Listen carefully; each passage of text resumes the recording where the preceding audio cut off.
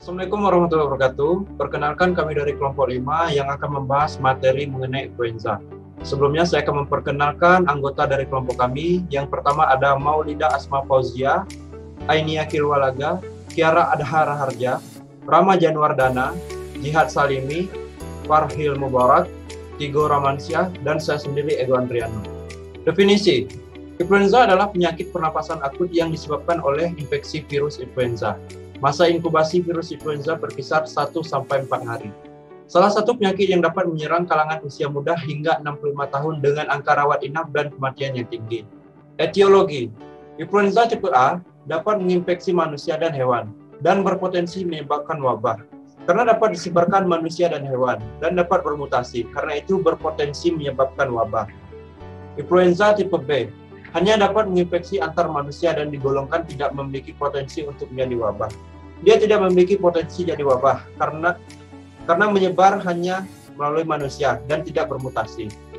Influenza tipe C hanya menginfeksi hewan seperti babi, kuda, dan burung. Baik, kemudian ada patogenesis influenza. Di sini ada ilustrasi gambar di mana ada orang yang terkena virus influenza dengan orang yang sehat. Virus influenza yang dialami oleh orang pertama ataupun orang yang terkena influenza ditularkan ke orang kedua, di mana orang kedua dalam keadaan sehat. Penularan virus influenza masuk ke sel pernapasan melalui droplet orang yang terinfeksi ketika batuk atau bersin, sehingga timbul gejala influenzanya pada orang yang dalam keadaan sehat. Baik, yang kedua ada presentasi klinis. Pada poin pertama ada diagnosis klinis pada influenza sulit dibedakan karena secara gejala influenza mirip dengan penyakit pernapasan lainnya.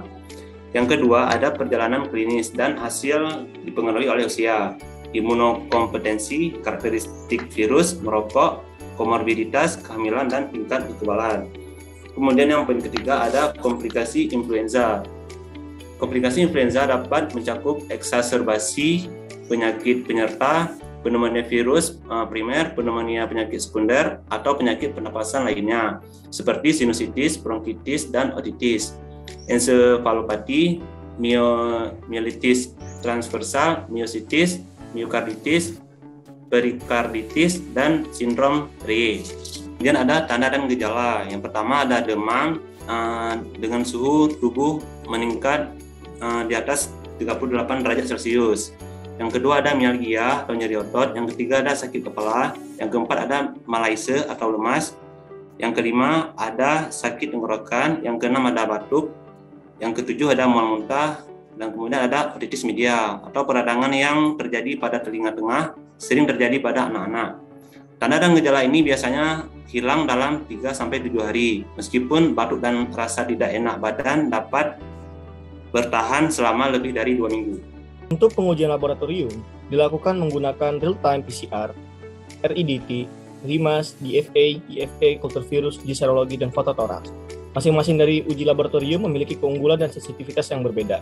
Untuk keunggulan dari masing-masing uji laboratorium, yang paling diunggulkan yaitu yang pertama RIMAS, kemudian ada RT-PCR dan juga IFA. Tujuan pengobatan: yang pertama dapat mengendalikan gejala, yang kedua mencegah complicated, yang ketiga mengurangi kegiatan, yang keempat mencegah penyebaran infeksi. Untuk pengobatan influenza dibagi atas 2 klasifikasi. Klasifikasi yang pertama ada terapi farmakologi, klasifikasi yang kedua ada terapi non-farmakologi. Untuk pengobatan terapi farmakologi, varian influenza terbagi atas varian influenza A atau yang biasa kita kenal dengan H3N2 yang terjadi pada tahun 2015, kemudian novel influenza A yang terjadi pada tahun 2009 ke atas yaitu H1N1 variannya, kemudian sensasional A dengan varian H3N2 juga dengan perbedaan terjadinya wabah pada tahun yang berbeda, kemudian influenza B, avian influenza atau yang biasa dengan kita kenal H5N1. Untuk pengobatan dibagi atas beberapa golongan obat. Baloxavir termasuk ke dalam golongan obat CAP dependent, kemudian oseltamivir, zanamivir, dan peramivir termasuk ke dalam golongan obat neuroamidase. Kemudian untuk adamantanes termasuk ke dalam golongan obat adamantanes tersendiri yang terbagi atas amantadin dan imantadin. untuk pengujian sebelumnya telah dilakukan oleh beberapa research membuktikan bahwa Adamantanus mengalami resisten terhadap berbagai virus influenza baik tipe A dan tipe B. Hal ini menyebabkan Adamantanus tidak direkomendasikan lagi secara historikal untuk pengobatan influenza. Sedangkan golongan yang lain masih direkomendasikan dengan tingkatan dosis yang berbeda. Rekomendasi dosis terapi antivirus influenza yang pertama dimulai dengan golongan CAP dependent endonuclease inhibitor. Yang pertama ada obat Baloxapir. Baloxapir digunakan untuk pengobatan pada dosis 40 mg dan 80 mg dengan kategori usia 12 tahun atau lebih dengan berat badan 40 kg atau kurang dari 80 kg. Untuk pencegahan, buat dewasa itu belum ada pengujian yang pasti dan tidak dapat diberikan karena belum ada bukti yang menyatakan. Kemudian untuk pediatric treatment, FDA atau Food and Drugs mensetujui dan merekomendasikan penggunaan untuk anak di 12 tahun atau lebih dengan berat badan minimal 40 kg dengan dosis yang sama seperti yang dewasa tadi, yaitu untuk 40 kg yaitu 40 mg, 80 kg 80 mg. Sedangkan untuk pencegahan pada anak belum ada data yang mendukung atau belum ada pengujian dilakukan. Untuk oseltamivir dapat digunakan 75 mg 2 kali sehari dengan durasi pengobatan selama 5 hari untuk pengobatan dewasa. Untuk pengobatan anak dilakukan dengan memberikan dosis 75 mg per hari dengan durasi pengobatan selama 10 hari. Untuk pengobatan pediatric treatment atau pengobatan anak dilakukan dengan usia bayi cukup bulan yaitu 0-8 bulan dengan dosis 3 mg per kilogram berat badan 2 kali sehari. Untuk bayi umur 9-19 3,5 mg per kilogram berat badan dengan aturan pakai 2 kali sehari atau 3 mg per kilogram berat badan per 2 kali sehari. Untuk bayi di atas lebih kurang 1 tahun dengan berat badan kurang dari 15 kg diberikan 30 mg dalam waktu 2 kali sehari. Jika di atas 15 kg hingga 23 kg dikasih 45 mg 2 kali sehari. Jika berat badan 23 kg sampai 40 kg menggunakan dosis 60 mg 2 kali sehari. Jika di atas 40 kg maka menggunakan dosis 75 mg 2 kali sehari. Durasi pengobatan dilakukan selama 5 hari. Kemudian untuk pencegahan terhadap anak tidak direkomendasikan untuk bayi di bawah 3 bulan atau kriteria usia yang diizinkan yaitu 3 atau kurang dari 12 bulan yang diberikan dengan dosis 3 mg per kilogram berat badan per hari. Kemudian untuk usia 9 sampai 11 bulan diberikan dosis 3,5 mg per kilogram berat badan dengan dosis 1 kali sehari. Untuk usia 1 tahun ke atas atau lebih kurang 1 tahun dengan berat badan kurang dari atau sama dengan 15 kg diberikan dosis 30 mg per hari. Untuk 15 kg hingga 23 kg diberikan 45 mg per hari. Untuk 23 kg sampai 40 kg 60 mg per hari. Untuk lebih dari 40 kg diberikan 75 mg dalam 1 hari. Durasi pengobatan untuk pengobatan itu dilakukan selama 10 hari, begitu juga dengan pencegahan dengan durasi 10 hari. Untuk golongan neuraminidase inhibitor yang lainnya seperti zanamivir dilakukan dengan menggunakan dosis 10 mg, di mana dosis tersebut dibagi atas 2 dosis, 2 dari 5 mg diberikan secara inhalasi dalam waktu 2 kali sehari dengan durasi pengobatan 5 hari. Begitu juga untuk pencegahan diberikan sama dengan pengobatan tadi buat dewasa yaitu 10 mg dalam 2 dari 5 mg secara inhalasi per hari dalam durasi pengobatan selama 10 hari. Untuk pengobatan anak dan pencegahan anak, yang pertama pengobatan anak bisa diberikan dosis 10 mg dari 2 mg 5 mg-nya diberikan secara inhalasi. Jadi total 2 kali pemberian jadi 10 mg dengan durasi pemberian obat selama 5 hari. Untuk anak usia lebih dari sama dengan 7 tahun. Kemudian untuk pencegahan anak 10 mg dari 2 dari 5 mg inhalasi dalam 1 hari untuk anak lebih dari sama dengan 5 tahun atau lebih dengan waktu durasi pengobatan 10 hari. Untuk peramivir diberikan untuk kriteria usia 13 tahun hingga lebih dengan dosis yang pertama yaitu 600 mg yang diberikan secara intravena melalui infus dengan waktu 15 hingga 30 menit. Untuk pengobatan dewasa tidak bisa digunakan. Kemudian untuk pengobatan pediatri anak atau pencegahan anak dapat diberikan untuk usia 2 hingga 12 tahun. Kriteria usianya dengan dosisnya, dosis pertama 12 mg per kilogram berat badan, kemudian hingga 600 mg dosis maksimum diberikan secara infus dengan waktu minimum 15-30 menit. Kemudian untuk pencegahan anak belum dilakukan atau tidak bisa dilakukan. Dari semua penjelasan di atas, maka dapat kita tarik kesimpulan untuk hasil laboratorium tes yang menyatakan hasil negatif dengan gejala atau suspek klinikal dapat digunakan baloxavir, oseltamivir, zanamivir, dan peramivir atau golongan dari CAP dependent dan juga inhibitor neuroamidase. Untuk alternatif tidak ada, begitu juga dengan varian yang lain seperti H3N2, H1N1, H3N2 atau B, positif A plus B dapat diberikan obat seperti golongan yang tadi. Baik, selanjutnya ada vaksin influenza yang disetujui untuk tiap umur berbeda.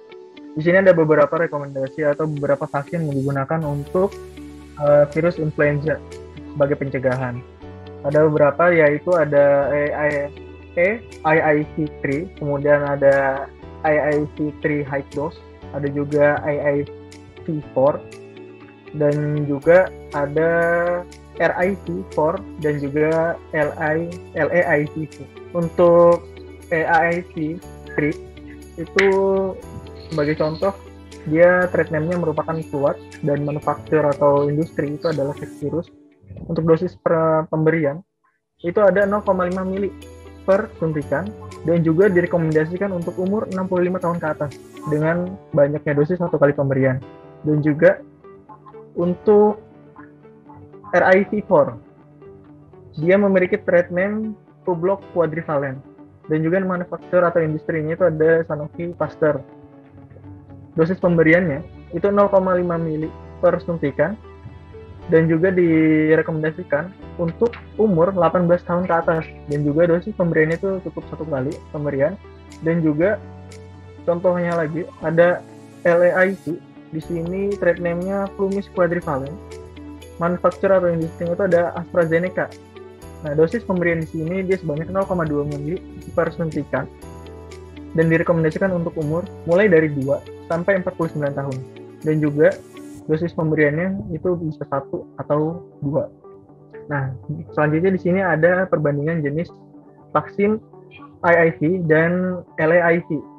IIV di sini itu merupakan panjangan dari inaktif influenza vaksin, dan juga LAIV itu merupakan panjangan dari live attenuated influenza vaksin. Nah, ada beberapa perbandingan dari kedua jenis vaksin ini. Perbandingan karakteristik yang pertama itu merupakan dari umur. Rekomendasi umur yang diberikan untuk vaksin IIV itu adalah di atas 6 bulan. Kemudian untuk LAIV itu rekomendasi pemberian umur pemberian itu 2 sampai 49 tahun. Kemudian ada imun status requirement atau imun yang dibutuhkan tubuh ya ketika orang itu ingin diberikan vaksin IIV atau LAIV.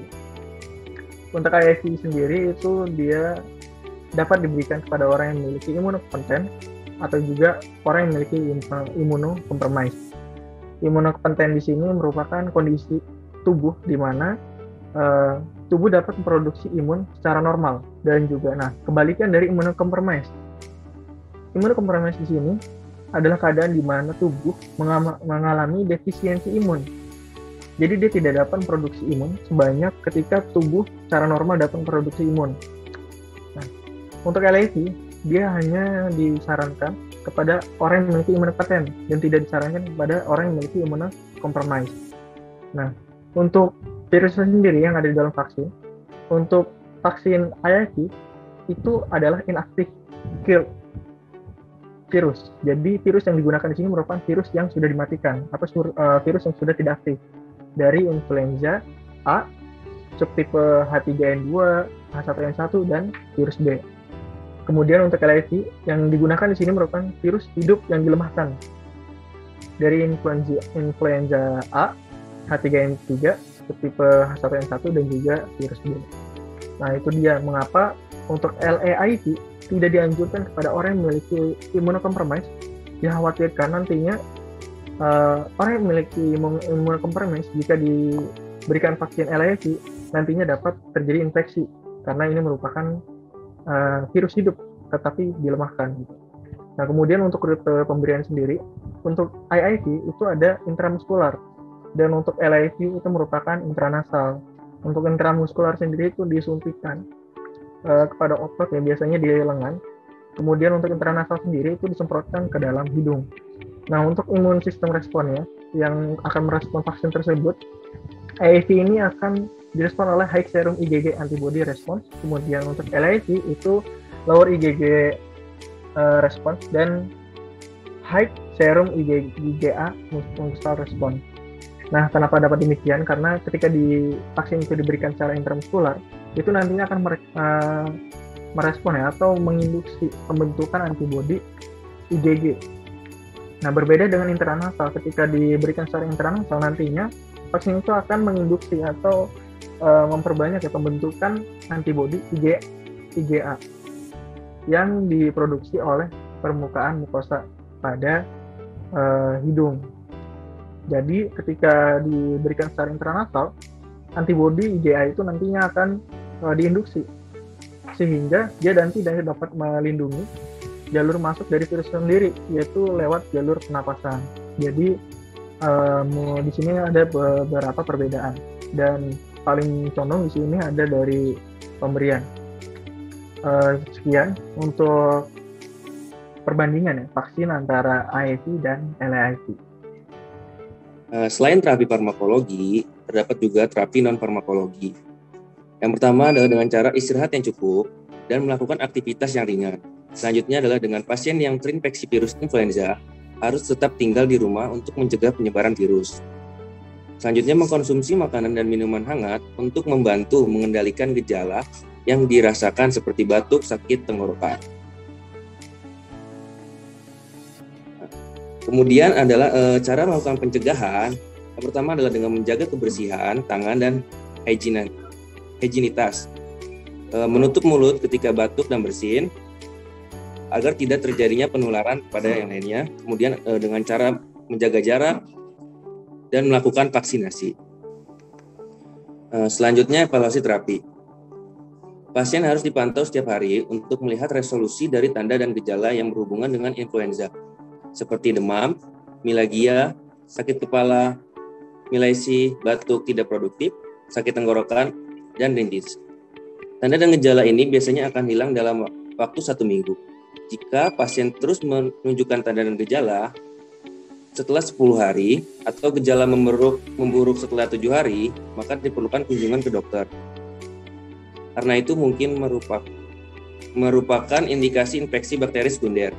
Idealnya, terapi antivirus tidak boleh dimulai sampai influenza dikonfirmasi melalui laboratorium. Menurut terapi, harus dimulai dalam waktu 48 jam setelah munculnya gejala. Yang menekankan perlunya diagnosis cepat, ulangi tes diagnosis untuk menunjukkan pembersihan virus tidak diperlukan. Selanjutnya, kondisi spesial.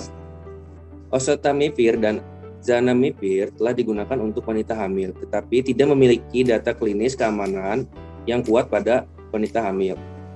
Menurut Badan Pengawasan Obat Makanan Amerika Serikat, mengategorikan oseltamivir dalam kategori C. Studi pada binatang percobaan memperlihatkan adanya efek samping terhadap janin, namun belum ada studi terkontrol pada wanita hamil. Obat hanya boleh digunakan jika besarnya manfaat yang diperlukan melebihi besarnya risiko terhadap janin. Sekian presentasi dari kelompok kami. Kurang lebihnya mohon maaf. Assalamualaikum warahmatullahi wabarakatuh.